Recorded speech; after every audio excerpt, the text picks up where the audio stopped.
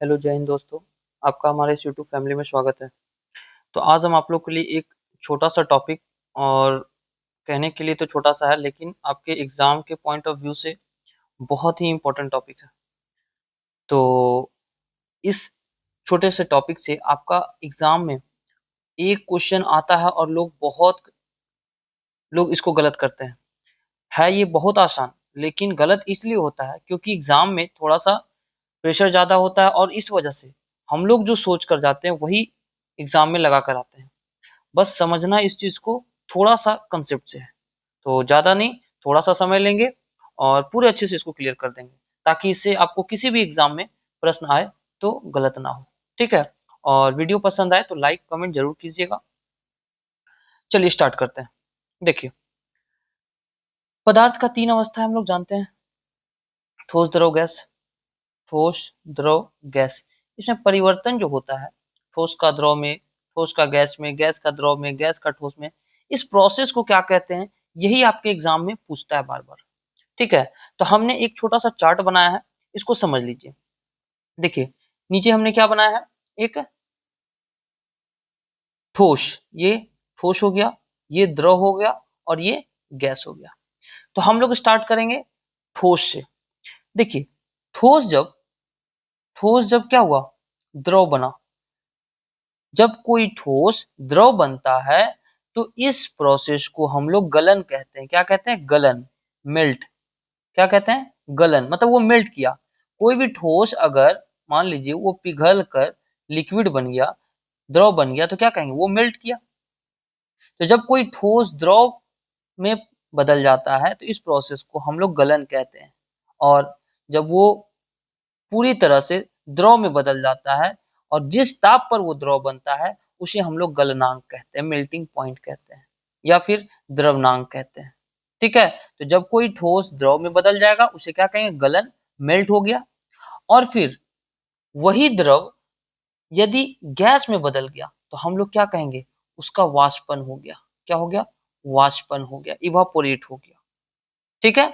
जैसे मान लीजिए ये बीकर में आपने पानी ले लिया और इसे क्या किए, छोटे से बर्नर स्टोव पर चढ़ा दिए, तो ये पानी कुछ देर में इस तरह से बॉईल होकर वाष्प बनकर ऊपर देखते हैं भाप जो निकलने लगता है। तो वही जब द्रव वाष्प में बदल जाता है इसी को हम लोग कहते हैं इवापोरेट। और जिस ताप पर वो द्रव जो है गैस में बदलता है उसे हम लोग इवापोरेशन कहते हैं, वाष्पीकरण कहते हैं, जिस ताप पर। लेकिन द्रव का गैस में बदलना क्या कहलाता है? वाष्पन, इवापोरेट। क्या कहलाता है? वाष्पन, इवापोरेट। आई बात समझ में? फिर गैस जब ठोस में बदल जाता है इसे हम लोग कहते हैं निक्षेपण। क्या कहते हैं? निक्षेपण। इसे इंग्लिश में कहते हैं डिपोजिशन। क्या कहते हैं? डिपोजिशन। आई बात समझ में? तो फिर से रिकॉल करेंगे। हम लोग पहला देखें, ठोस द्रव में बदला तो उसे गलनांक कह दिए, द्रव गैस में बदला उसे हम लोग वाष्पन कह दिए, और गैस जब ठोस में बदल गया उसे निक्षेपण या फिर डिपोजिशन कहे। आई बात समझ में? अब हम लोग पीछे से लेकर चलते हैं। अब हम लोग पीछे से लेकर चलते हैं। जब कोई ठोस गैस में बदल गया उसे कहते हैं ऊर्ध्वापातन, सब्लिमेशन। क्या कहते हैं? ऊर्ध्वापातन। यही एग्जाम में पूछता है। क्या पूछा था कि गैस का ठोस में बदलना, गैस का ठोस में बदलना क्या कहलाता है? मैक्सिमम लोग ऊर्ध्वापातन मारते हैं, इसमें फंसना नहीं है। ठोस जब गैस में बदलेगा उसे ऊर्ध्वापातन कहेंगे, गैस जब ठोस में बदलेगा उसे निक्षेपण कहेंगे, डिपोजिशन कहेंगे। एकदम याद रखिएगा, यही चीज अक्सर एग्जाम में गलत होता है। बाकी तो ठीक है, यही ऊर्ध्वापातन और निक्षेपण गलत करवाता है एग्जाम में लोगों को, तो बचना है गलत करने से। ठोस का गैस में बोलेगा तो निक्षेपण, और सॉरी, ठोस का गैस में बोलेगा तो ऊर्ध्वापातन, और गैस का ठोस में बोलेगा तो निक्षेपण। क्लियर है? अब देखिए, ठोस का गैस में बदलना ऊर्ध्वापातन, सब्लिमेशन। फिर गैस का द्रव में बदलना क्या कहलाता है? संघनन, कंडेंसेशन। क्या कहलाता है? संघनन, कंडेंसेशन।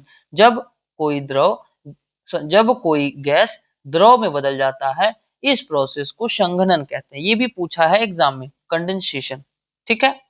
अब जब कोई द्रव ठोस में बदल गया, मान लीजिए हम पानी, एक गिलास पानी रख दिए फ्रिज में, सुबह उठकर देखे फ्रीजर में रखे तो वो क्या हो गया? बर्फ बन गया। बर्फ बन गया मतलब सॉलिड बन गया। तो द्रव जब गैस में बन गया तो उसे कहते हैं जमना, फ्रीज। क्या कहते हैं? जमना, फ्रीज। ठीक है, जम जाना। तो द्रव जब ठोस में बदल गया तो उसे हम लोग जमना कहेंगे। तो यही पूरा प्रोसेस था, इसको एक बार फिर से रिकॉल कर लेते हैं। अब हम एक इंडिविजुअल करते हैं, देखते हैं। ठोस जब द्रव में बदला गलनांक, द्रव जब गैस में बदला तो फ्रीज, जमना बोलते हैं उसको, क्या कहते हैं? ठोस जब द्रव में बदलेगा तो उसे गलना कहेंगे, और द्रव जब ठोस में बदलेगा तो उसे जमना कहेंगे। उसी प्रकार जब द्रव गैस में बदल जाएगा तो उसे वाष्पीकरण कहेंगे, इवापोरेशन, और जब गैस द्रव में बदल जाएगा उसे संघनन या कंडेंसेशन कहेंगे। याद रहेगा? उसी प्रकार ठीक ठोस जब गैस में बदलेगा, जैसे नेपथलीन, कपूर का गोली, देखते हैं कपूर वायु में रखने पर क्या हो जाता है, खुद वो गैस में बदल जाता है। तो ठोस जब गैस में बदलेगा तो वो ऊर्ध्वापातन प्रोसेस होगा, सब्लिमेशन, और जब गैस ठोस में बदलेगा उसे कहेंगे निक्षेपण, डिपोजिशन। तो इसको अच्छे से क्लियर कर लेना है, एकदम VBI है, और एक एग्जाम में आपको नहीं, हर एक एग्जाम में ये पूछा हुआ है। खासकर ऊर्ध्वापातन, निक्षेपण, संघनन, वाष्पीकरण, ये ज्यादा पूछता है क्योंकि लोग इसमें कंफ्यूजन होते हैं। आई बात समझ में? तो कभी कभी आपको क्या करेगा, इंग्लिश में निक्षेपण ना देकर ऐसे दे देगा डिपोजिशन, आप सोचिएगा ये डिपोजिशन क्या है, और एक दे देगा आपको ऊर्ध्वापातन, ऊर्ध्वापातन, तो फंस जाता है लोग, ऊर्ध्वापातन मारता है, डिपोजिशन ही निक्षेपण है। ठीक है, तो कुछ हम वन लाइनर इससे एक बार रिकॉल कर देते हैं स्टार्टिंग से। देखिए पहला, जब कोई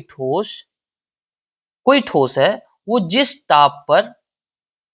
ताप पर वो द्रव में बदल गया, इसे हम लोग कहते हैं मेल्टिंग पॉइंट या गलनांक। क्या कहेंगे? मेल्टिंग पॉइंट या गलनांक। ठीक है, जब कोई ठोस जो है जिस ताप पर द्रव में बदल गया उसे गलनांक कहेंगे, मेल्टिंग पॉइंट कहेंगे।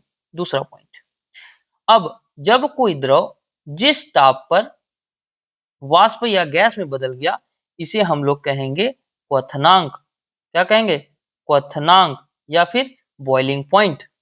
जब कोई द्रव ताप देने पर या द्रव जिस ताप पर गैस में बदल गया उसे हम लोग कहेंगे क्वथनांक, या फिर इसे ही कहेंगे बॉइलिंग पॉइंट।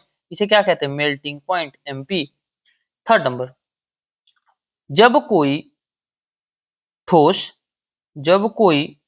ठोस ताप देने पर वो द्रव में बदल गया, तो इस क्रिया को हम लोग कहते हैं गलनांक, गलन, या फिर द्रवन, या फिर फ्यूजन, या फिर मेल्टिंग। क्या कहते हैं? मेल्टिंग। इतना नाम कहते हैं, कोई भी देगा तो फंसना नहीं है। ठोस जब द्रव में बदल गया मतलब गल गया, गलनांक। द्रव में बदल गया मतलब द्रवन, उसी को फ्यूजन या फिर मेल्टिंग। फोर्थ पॉइंट, जब कोई द्रव जिस ताप पर वाष्प में बदल गया उसको हम लोग कहते हैं वाष्पीकरण। क्या कहते हैं? वाष्पीकरण, या फिर इसे ही हम लोग कहते हैं वाष्पन भी कहते हैं। लोग कंफ्यूज होते हैं कि वाष्पन और वाष्पीकरण एक है, बिल्कुल एक है। इसी को ही हम लोग कहते हैं वाष्पन या वाष्पीकरण, इंग्लिश में कहते हैं इवापोरेशन। ठीक है, पांचवा पॉइंट कहता है कि जब कोई वाष्प या गैस को हम लोग ठंडा करते हैं और ठंडा करने पर वो द्रव में बदल जाता है। ठंडा कर, जैसे मान लीजिए आप क्या करते हैं कि एक बीकर में पानी गर्म किए और उसको प्लेट से ढक दिए, तो क्या होता है कि जब पानी वो बॉईल करके जब गैस जो है वाष्प बदला, वो इस प्लेट के ऊपर बूंद बूंद करके चिपक जाता है, और जब ठंडा होता है तो फिर वो द्रव में बदल जाता है। तो वही वाष्प जब ठंडा करने पर द्रव में बदल जाए तो उसे हम लोग कहेंगे संघनन। क्या कहेंगे? संघनन, या फिर द्रवीकरण भी देता है ऑप्शन में। संघनन या द्रवीकरण या फिर कंडेंसेशन। याद रहेगा? ठोस जब, देखिए फिर से रिकॉल कर रहे हैं, ठोस जब ताप देने पर द्रव में बदला उसे हम लोग गलनांक कहें, मेल्टिंग पॉइंट। द्रव जब ताप देने पर वो गैस में बदला उसे हम लोग कहते हैं क्वथनांक, बॉइलिंग पॉइंट। जब ठोस में ताप दिए वो द्रव में बदल गया, वही चीज हुआ, इसको हम लोग गलन, फिर से हम बोल दें क्योंकि मेल्टिंग की जगह आपको फ्यूजन भी दे देगा, मेल्टिंग। ठीक है, जब द्रव ताप देने पर वाष्प में बदल गया, वाष्पीकरण या फिर वाष्पन या फिर इवापोरेशन। जब वाष्प को हम लोग ठंडा करते हैं वो द्रव में बदल जाता है, इसी प्रोसेस को संघनन या फिर द्रवीकरण या फिर कंडेंसेशन कहते हैं। और देख लीजिए एक और है, छठा।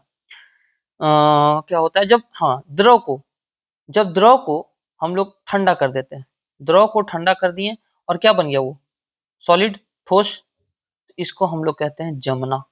क्या कहते हैं? जमना, फ्रीजिंग। क्या कहते हैं? फ्रीजिंग, जमना। ये 6 एकदम याद रखिएगा, आपको एग्जाम में पूछेगा ही पूछेगा इस प्रोसेस को। ठीक है, तो कुछ 1-2 पॉइंट और रिकॉल कर देते हैं कि जब कोई पानी या द्रव ले लीजिए, जब कोई पानी या द्रव हम बोलें तो द्रव का हिमांक क्या होता है, आपसे पूछेगा जल का हिमांक या पानी का हिमांक कितना होता है, कितने पर वो जमता है, 0 डिग्री सेंटीग्रेड या फिर 273 केल्विन भी याद रखिएगा। जितना द्रव का हिमांक होता है उतना ही तो हमारा बर्फ का गलनांक भी होता है। बर्फ कितने डिग्री सेंटीग्रेड से गलना शुरू करता है, तो 0 डिग्री सेंटीग्रेड से या फिर 273 केल्विन से। तो आपसे पूछेगा कि बर्फ का गलनांक और द्रव का हिमांक बराबर होता है, बिल्कुल बराबर होता है, क्योंकि द्रव जिस तापमान पर बर्फ या हिमांक जमता है वो 0 डिग्री सेंटीग्रेड ही है, और बर्फ जो है वहीं से गलना शुरू करता है 0 डिग्री सेंटीग्रेड पे। तो द्रव का हिमांक और बर्फ का गलनांक क्या होता है, बराबर होता है। एक और, भाप का संघनक, भाप का संघनक या फिर पानी का क्वथनांक।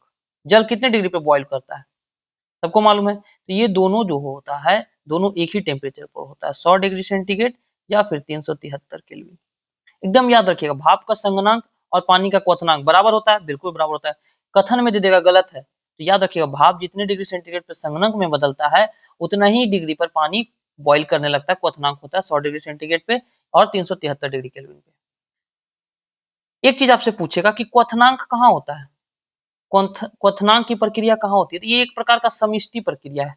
कैसी प्रक्रिया, समिष्टि प्रक्रिया। समिष्टि प्रक्रिया इसलिए कहते हैं क्योंकि जब हम लोग पानी में कोई विलयन है तो उस विलयन में मौजूद जो छोटे छोटे कण है, उस कण की संख्या जो है उसी प्रक्रिया को ही हम लोग समिष्टि प्रक्रिया कहते हैं। लेकिन वाष्पीकरण जो होता है वो सतह पर होता है। वाष्पीकरण कहाँ होता है, सतह पर होता है। इसीलिए वाष्पीकरण कैसी प्रक्रिया है, सतही प्रक्रिया। ये आपका एग्जाम में पूछा हुआ गया क्वेश्चन है एसएससी में, इसलिए हम आपको रिकॉल करा दिए। वाष्पीकरण कैसी प्रक्रिया, सतही प्रक्रिया। क्वथनांक कैसी प्रक्रिया, समिष्टि प्रक्रिया। दोनों याद रखिएगा। तो इतना आपको याद रखना है, छोटा सा वीडियो था और बहुत ही आपके एग्जाम के लिए हेल्पफुल है। कोशिश कीजिएगा, इसको अच्छे से रिकॉल कीजिए, बार बार नोट डाउन कीजिए, और वीडियो पसंद आए तो लाइक शेयर जरूर कीजिए। ठीक है, चलिए तो मिलते हैं, तब तक के लिए धन्यवाद। जय हिंद, जय भारत।